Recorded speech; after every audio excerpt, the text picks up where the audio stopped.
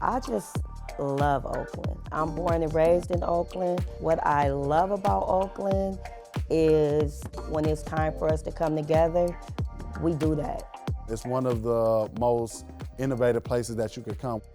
When you come here, people don't want to leave. That's what Oakland is. It's the soul of the Bay.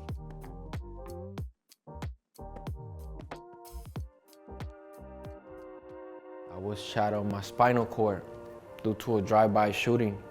It was like over 200 bullets that was shot at us that night. I seen the pictures of the car that we were in and it was pretty messed up. I started choking on my blood. That sensation of getting shot, that was the worst feeling that I ever felt. Not only did I lose my son to the streets, I've lost a nephew. I lost my son's father 30 years ago. And I mean, I would be lying if I didn't say I don't get upset and want to tear stuff up sometimes. Like, I miss my son with a passion. We're a public health violence prevention organization. What it means is that we're working both upstream and downstream. In terms of downstream, that means that we're there in the immediate aftermath or right before violence is about to happen.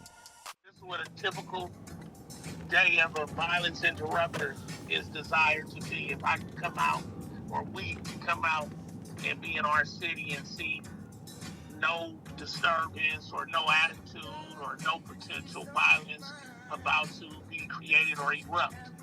That's an ideal, perfect day for an interrupter. Exactly.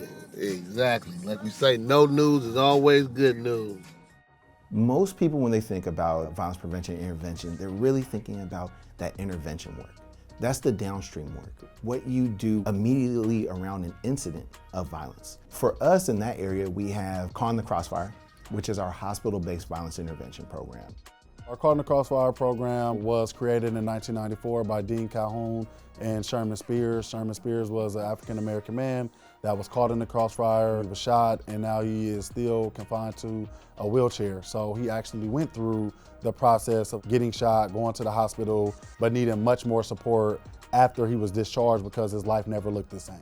We have what we call here intervention specialists, which will be equivalent to a case manager that has similar background. Either they have directly been impacted by violence, shot, stabbed, or physically assaulted, or they know a lot of family members or friends that have been impacted, and they want to be able to provide a level of support to these individuals after they are discharged in the hospital. So what does life look like after you were shot and you were in the hospital for 4 months? You lost your job, potentially lost your wife, you're no longer able to be a mobile body, and that's where Youth Alive comes in, and we provide them with those services, right? We sit down with them, we do a home visit, we tell them about our services, let's help you get a job, let's help you write a resume. We really take them from A to Z. The Gaddafi Washington Project is a program where we help families who lost loved ones due to violence in Oakland. I've been doing this work for almost 3 years. What we do is once there's a homicide in Oakland, we're contacted directly by OPD, and from there we get the next of kin. We reach out to the next of kin and we start the process with helping them planning the funeral services or pretty much anything that they need support with. I will never stop coming until I close my eyes. And once I close them, I still have a foundation at Youth Alive to take on this fight. I still have you guys to take on this fight. We don't have to suffer with people killing our kids. For me, it's very therapeutic. I like helping my community. I like giving back to my community prior to Youth Alive. That's something that I've done already. And that I've experienced that not just in 2017, also in 2013 I lost a brother, and also in 2023 I lost a brother while working at Youth Alive. And what helps me help them is knowing how they feel. Like knowing the help and support that they may need, because I've experienced that too. So I try as much as I can take the load off of them. Whatever it is that I can do to help, whether that is physical or just moral support, whatever I can do, I'm going to do it. I'm about to run up to Castlemont right now, man. So a student just got shot up there. A student just got shot at Castlemont, and we have an East team.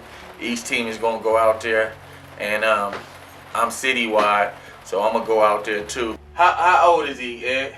He a junior? Okay, I'm going to tap back in with you about it, okay? Okay, all right.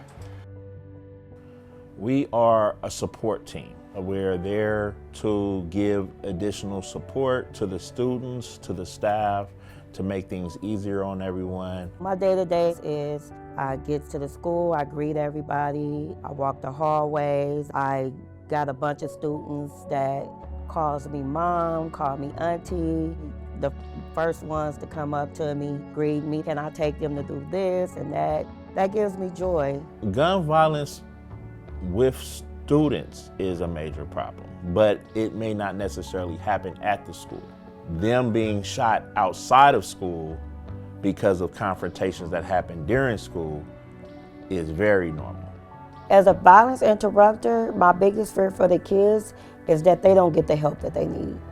I've learned from my short time in the schools that a lot of it only takes conversation.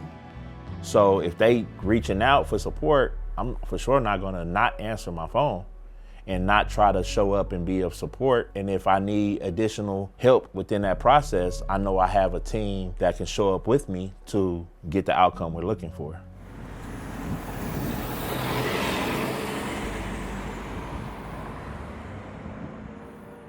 I was a BSU leader. We're taking care of folks in the immediate, but how do we start to change the environment itself? And so in that space, we actually have our very first program here at Youth Alive, which is Teens on Target.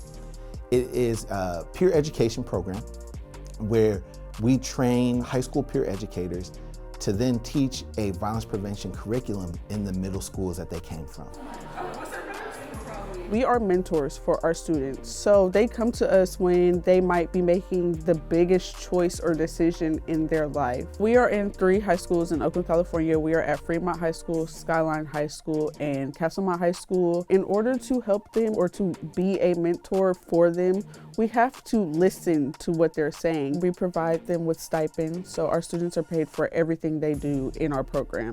We always make sure they have transportation to wherever they need to go. We also provide them with leadership training, whether that be public speaking, classroom management. We also provide just a space for them to become who they want to become or should become. A lot of the kids that I help, they're Latinos, African American, some of them are Asian. I'm part of the Pathways program. I'm supposed to lead these kids to a good future. I'm doing coaching for them on a daily basis. I go to the high school from when the school starts until the school ends, and I just check in with the kids that I help out. Basically, these kids get into situations every week, fights, bad behavior, situations with their partners, situations with other students, and I just try to help them out so they won't go into a bad route. One of my goals for Youth Alive has been for us to be recognized as a major player when it comes to state policy. So that's responding to violence like the public health crisis that it is. That's healing trauma survivors.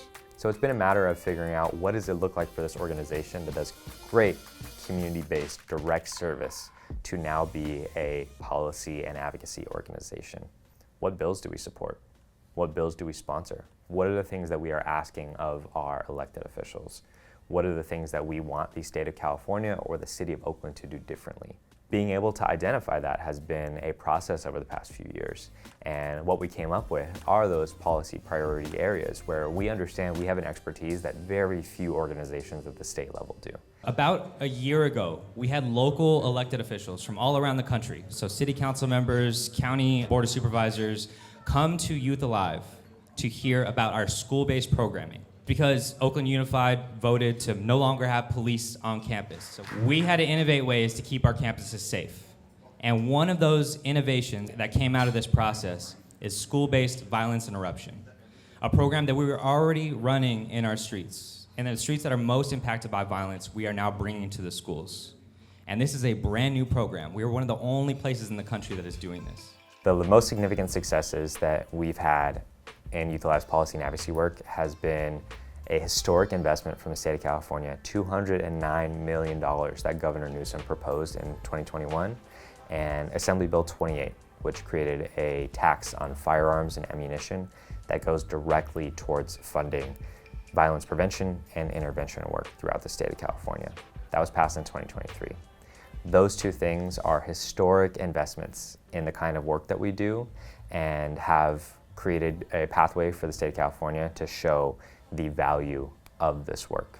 And since then, other states have followed our example. Appreciate you, Aaliyah, for putting this together with you, girl. I believe it is up to us as the adults in these kids' life to show them better, give them better influences, make sure they know how to regulate their emotions, that they don't have to act out to get some type of support in their life. You don't realize just how optimistic everyone is here and how much hope people have until you meet our staff. Because you hear violence prevention, right? And the work is heavy. And then you come into the office and you hear people laughing and you kind of see people kind of bouncing through the space and checking in with each other. You start to realize that if you're gonna do this work, you have to truly believe that Oakland can be safer. And you have to truly believe that the people we work with deserve the chance to have a safe community and to heal from the trauma they're experiencing. It is a superpower that folks have here.